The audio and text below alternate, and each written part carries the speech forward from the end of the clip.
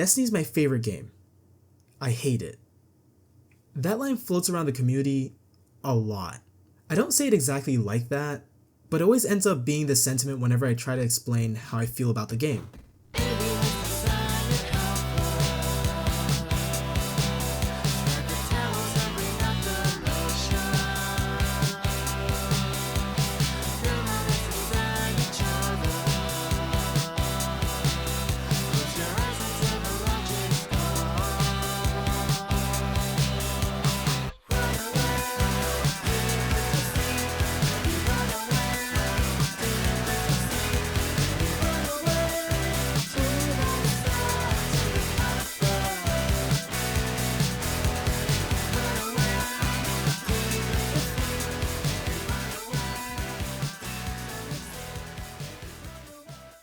So why does that happen?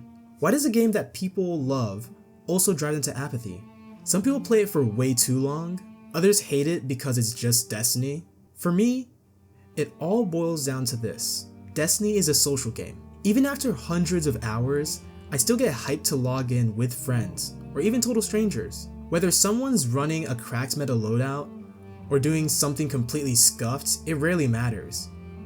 What it comes down to is, do I enjoy playing with this person? Usually, you can tell within the first few minutes, whether it's a random LFG post or hopping into a Discord call. That feeling either clicks or it doesn't. But that's a whole rabbit hole I'll save for another time.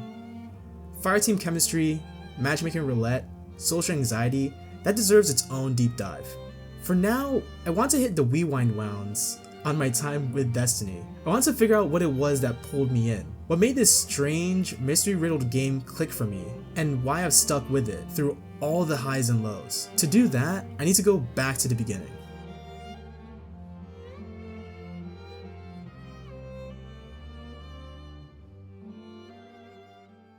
So, I was born in a hospital. Alright, not that far back. Destiny wasn't exactly a surprise to my parents, or to me, when I picked it up from our local library. I was already hooked on games like Sandbox Evolution and From Dust. There was just something about the mystery, the freedom to mess around and still push boundaries, that always pulled me in. So when my parents got me an Xbox for Christmas, there were two issues. First, I was a pretty new gamer. It was my first console and it had to stay in the living room. Second, it only came with one game, Battlefield 1. Let's just say my parents weren't thrilled watching me execute a soldier with yeah. So they got me Forza Horizon 3 instead. I'd never touched a racing game before, outside of Burnout's Paradise, and it blew me away. I played everything I could, all the expansions, especially the Hot Wheels one. But that high didn't last forever. Eventually I needed something new, something still living room appropriate. All it took was my dad pointing out the video game shelf at our local library, and that's how Destiny ended up in my Xbox for 2 weeks. I should also mention, I was stupidly lucky. The copy still had its DLC codes unused, so being a kid, I used them. That one decision opened the door to something I had never experienced in a game before.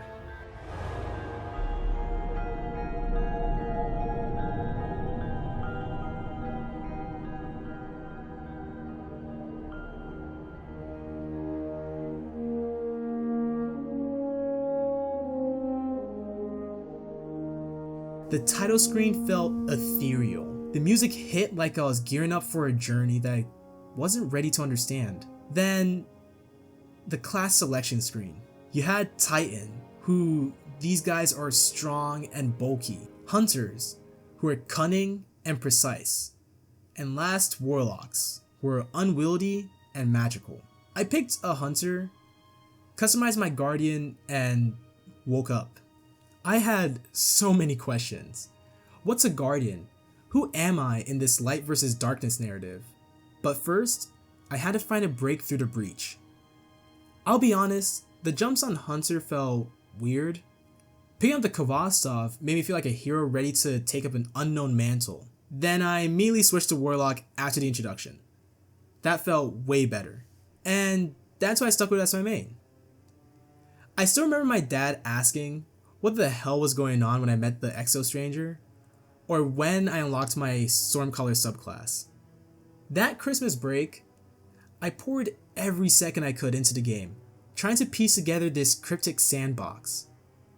At some point, I got to message my friend from 6th grade back in New York over Xbox Party Chat. He added me back, and whenever we were online at the same time, we played together. It was fun. Still, most of the time, I played solo, messing around with some randoms, and soaking in every moment. I ran through most of the campaign alone, which ended up being a blessing in disguise.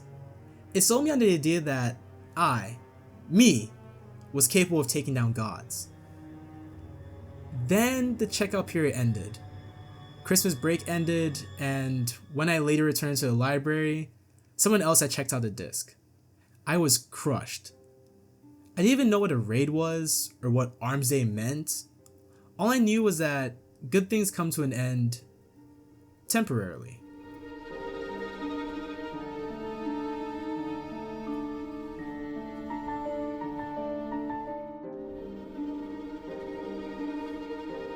I want to preface this with a little footnote.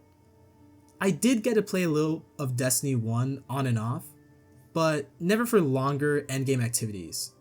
I had just enough time to run a strike, or maybe two, and also get to mess around on a dreadnought, but that was about it. Fast forward a little bit, and a friend, the same one who had gotten me into Warframe, invited me over for the weekend. While he wrapped up homework, he let me link my Xbox account to his for game sharing. That alone expanded my library, but here's the kicker. There was already a disc in the console. The moment I signed in, it auto-launched Destiny 2. I knew a sequel was coming, but I didn't know it was already out. And that's how I got introduced.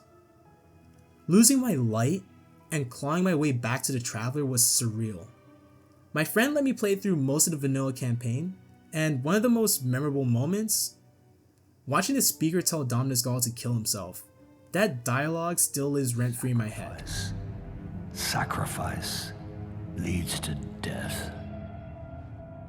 So, feel free to kill yourself.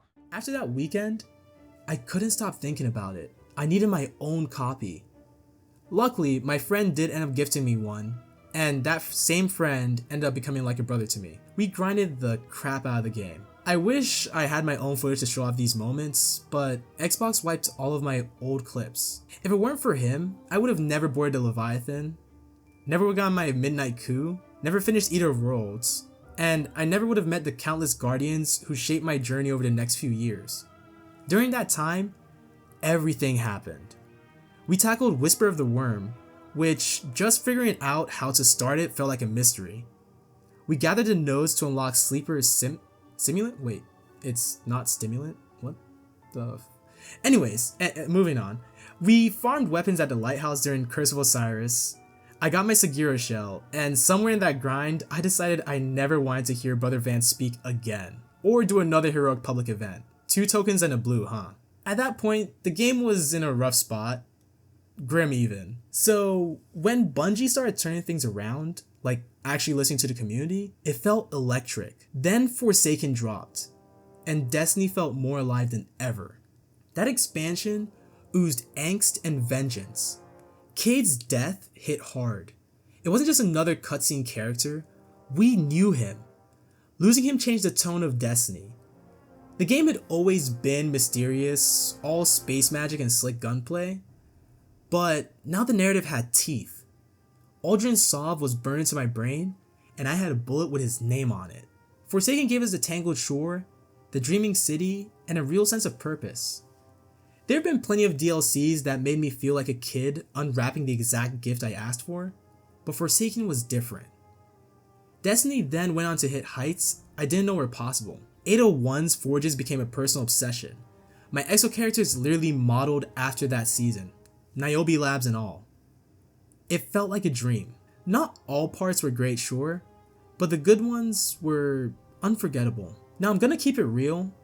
I could talk about Destiny 2 for hours, I really could, but from that first moment until one particular season, there's just so much to unpack. But here's the thing, Destiny's been a beautiful mess of a game, full of highs and lows. And like a lot of things in life, it's not perfect. The real question is, what changed? Okay, I've got a rant, and honestly, it's the whole reason this segment exists.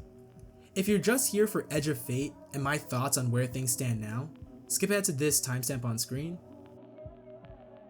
Now, I don't know when exactly it started, maybe it's always been like this, but somewhere along the way, the Destiny community forgot what it wants. There's this constant back and forth, like the whole scene is just trapped between two extremes. Either Destiny has the most toxic, rage bait cesspool of a fan base, or is the most wholesome, caring community on earth. There's no in between.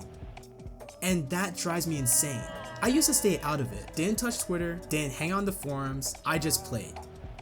Then as I got deeper into the game, I started poking around. I watched build guides, I caught up with the TWAB through Astacross, I checked out the Bungie forums, which felt like a haunted museum, and eventually, I found the subreddits. Holy, I genuinely don't know what goes on there. Sure, it's the vocal minority when discussing these online groups, I get that. I do hope Bungie doesn't listen to them as much, I hope.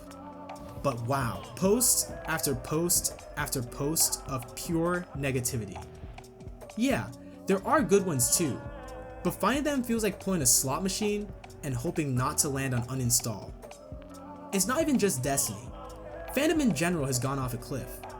Social media's warped things to the point where any criticism, no matter how minor, is met with holy war. And any wrongdoing, no matter how blatant, is met with blind devotion. But lately, Destiny's community feels like a case study in this weird split. I know I'm making an overgeneralization with this description, since there are excellent good faith actors out there that want the game to thrive, don't get me wrong, but I'll go ahead and sum it up as I would like to put it. You've got the Bungie shills, who are these people who enjoy the game but sometimes refuse to acknowledge anything's wrong with it.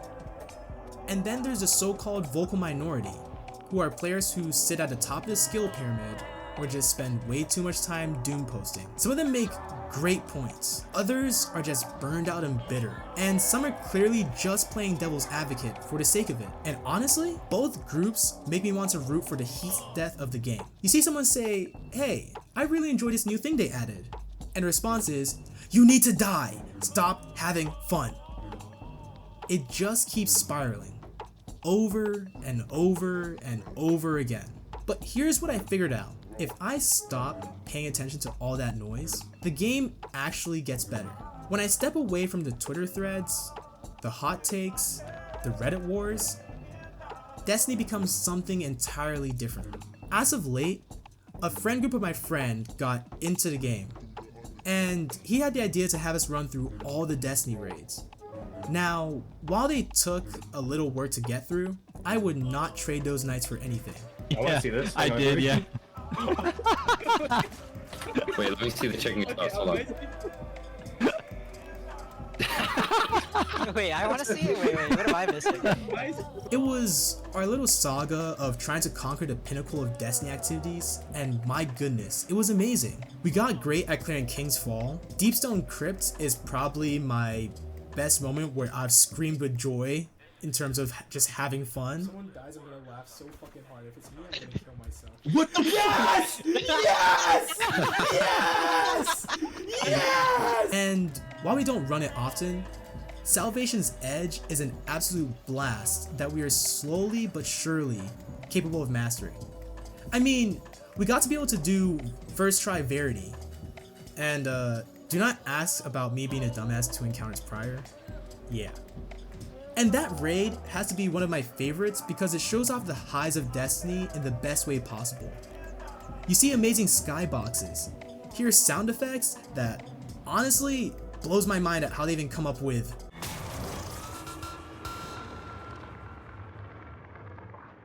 And shooting everything while feeling the stakes at an all-time high is a different level of drug They make sure that everyone is doing some form of something at least, instead of just standing around and feeling like you're just ad clear the whole time. And I just want to add this in real quick, but Edremy is sitting here listening to the SE SFX, and do you guys realize how crisp the hand entering sound is? Like, just listen to this real quick.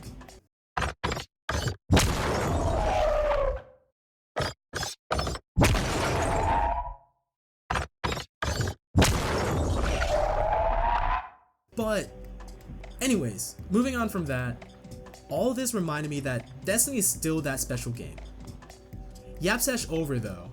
I eventually started meeting people who just play.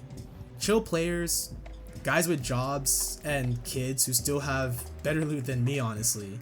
And none of them really care about the discourse. They just talk about chasing god rolls, or remember old activities from Destiny 1 or early D2. And it's peaceful, refreshing even. One of my coworkers got curious about the game. We played together, we had fun. That was it. There was no gatekeeping, no arguments about sandbox balance or seasonal burnout, just plain old good times. No matter what anyone says online, the devs are trying to keep this machine going. I mean, we were told it was a 7-year plan, and guess what? We're still here after all that. Most people who still love the game can agree we're standing on the If I could choose just one day and live it all over again, I'd go back to the start when you stole my heart and love. Let's get it out of the way. Most people start with the ball. No, the ball did not kill my wife and kids. No, using the ball will not result in the death of the game. Did I enjoy every ball segment? Not all the way. Was it fun and new when it needed to be? Yeah, it actually was.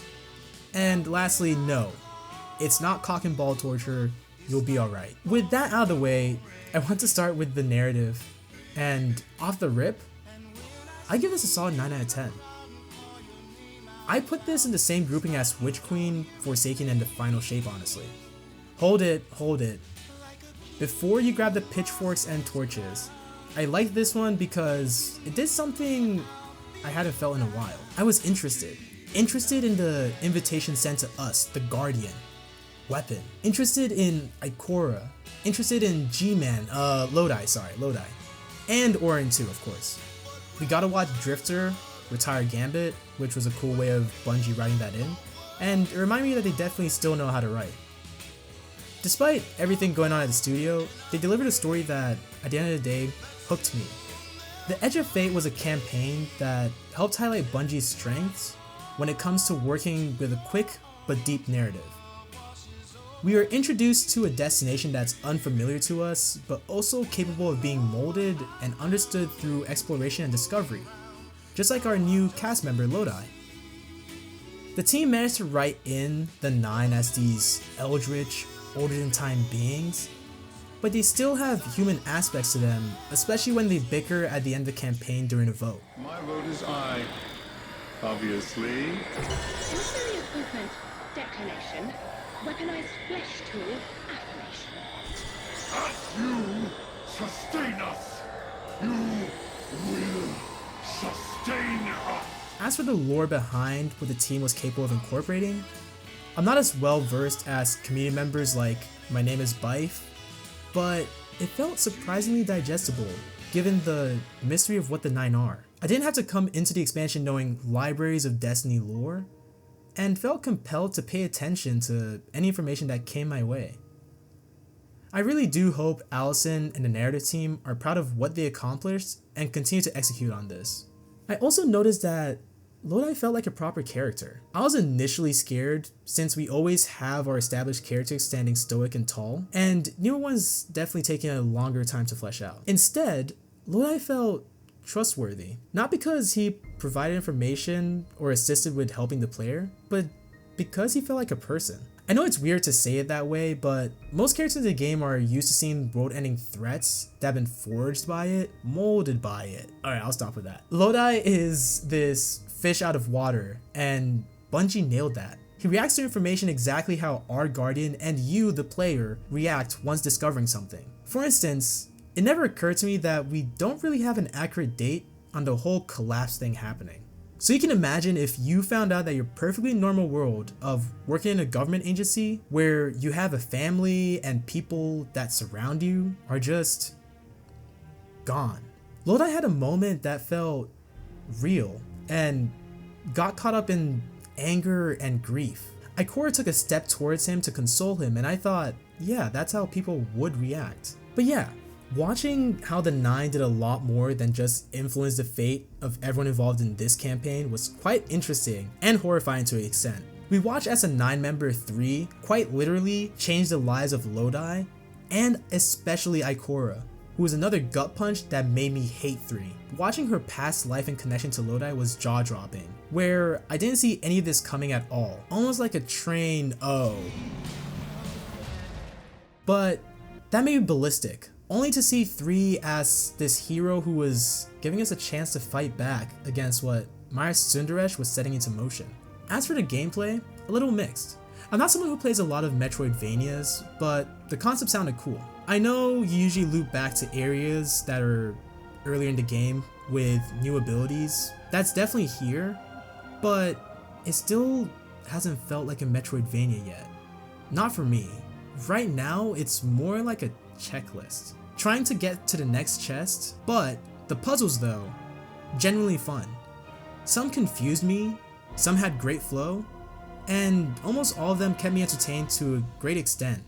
So I give my commendation for what was done to emulate this Metroidvania-esque experience. I definitely wish this was a proper patrol zone though, because I do miss seeing people around. I just every now and then like to just hang around places and just see what people are up to and just walk up, do some emotes. I do hope we get something like that back in the game. That'd be nice to see, but everything came out pretty alright so far. The system changes though were off-putting and exciting. The Destiny magic is still there, but the legendary campaign felt easier than usual. I only died maybe once or twice. It was mainly to puzzles that I kept on dying on really, and I can't put my finger on why. I will say, my Starfire Protocol build felt great to use. I haven't found a synergy between Rewind Wounds and Adrenaline Junkie where throwing grenades to boost weapon damage would feed into empowering damage from my Phoenix dive, and then I would get that empowered damage to get Radiant and then start sparking up stuff and then get more grenades. So yeah, build crafting's still here. Armor 3.0 stats though,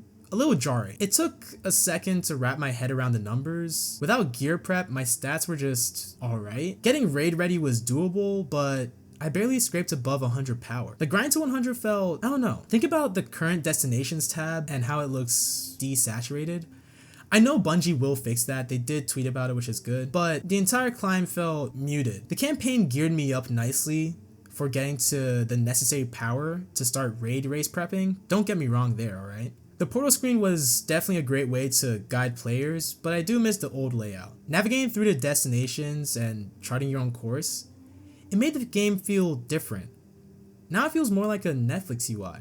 The menu is clean, efficient, that's good for some, but I still remember walking into a zone and seeing players grab bounties to level and get stuff done on the destination. That energy is just not as prevalent, and that's alright. Leadership though, I think they missed the mark, just a little too much this time. See, I'm a psych major and I don't like what I'm seeing. The way that we're nudged towards just one more loot drop, one more tier up to increase my power, it just doesn't sit right with me. And I know you definitely don't need a psych background to feel it. I think that the tiers to armor and weapons are great and it will definitely help diversify our loot while giving it a little bit more meaning at least. And engaging with the systems that the portal throws at you for a couple hours to like incrementally increase my power, it just didn't feel as good as getting up to power usually does. For the first time in a while, I didn't push myself to keep playing actually. I did a solo op here and there. I played a little bit of Deceive activity, which I kinda hate is time gated. And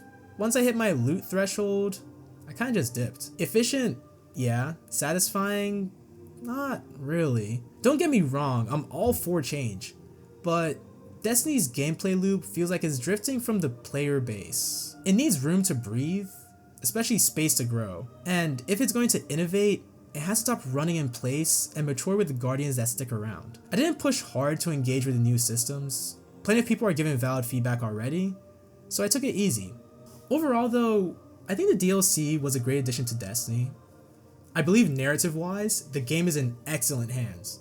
The next Saga has me excited to return and still pick up the mantle of a Guardian. The only part of the game I'm wary of is just how the system changes get adjusted. Bungie usually has this weird way of figuring out how to balance things out, but they're never perfect. This time around, I do hope Bungie and the community can come to look at the game critically and find out what's needed to keep this beautiful world's lights on. I'm going to be watching from the sidelines for a little bit, honestly. There are a couple other games that I want to try out and just make stuff about because I'm excited to play them. And it's always been this bittersweet predicament when I get here, where despite consistently getting on for a good bit, I just need to take a step back from the game. I do know every time that I come back though, it's a game that I can enjoy and always have the itch to play no matter what. Cheers to what's to come. I'm definitely rooting for Bungie to figure stuff out because I love this game. In the meantime though, Guardians,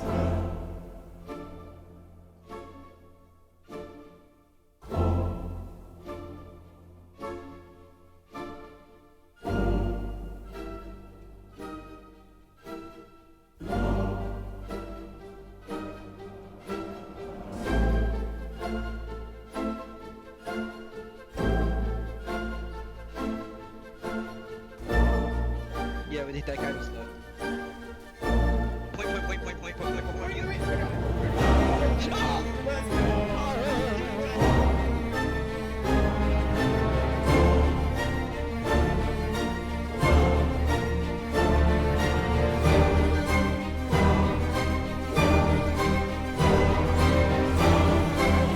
Good shit, good shit. Got it, let's go. Stop, bitch, let's go! This guy. Got it. Get off. Run away from We got him. Shit, that was close.